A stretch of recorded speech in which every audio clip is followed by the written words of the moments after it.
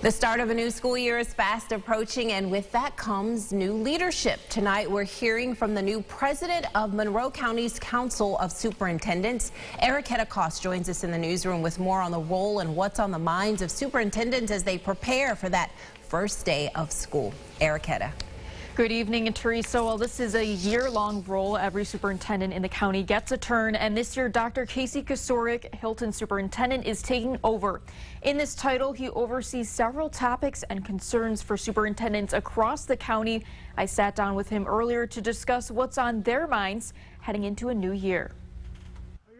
A new year, a fresh start, and this year certainly stands out compared to the last, says Dr. Kocourek. We know that COVID is here to stay, but I think this is another step to coming back and experiencing what everyone enjoyed prior to the pandemic. COVID is less on the forefront. He says masks are optional, and many strict regulations from previous years are no more. However, it doesn't mean they're not keeping a close eye on things. CDC has released some new guidelines around isolation. So if someone were to test positive or have symptoms, you should stay home, you should test. If you test positive, there's 5-day isolation. More on the forefront, topics like security and staffing shortages.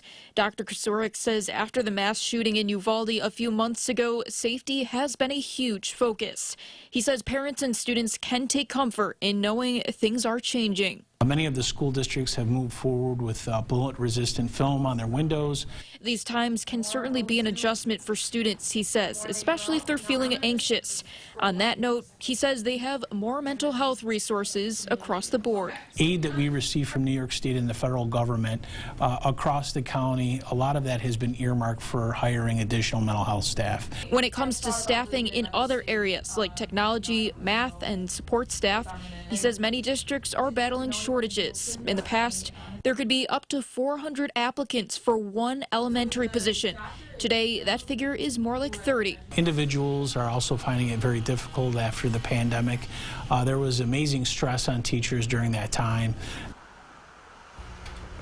Now, to work around this, districts have been amping up outreach on social media platforms and hosting job fairs. This can result in a lot of walk-ins and on-the-spot hires. Many also providing certification for those interested in working for them instead of the employee seeking that out on their own time. In the newsroom, Erica Cost, News 8.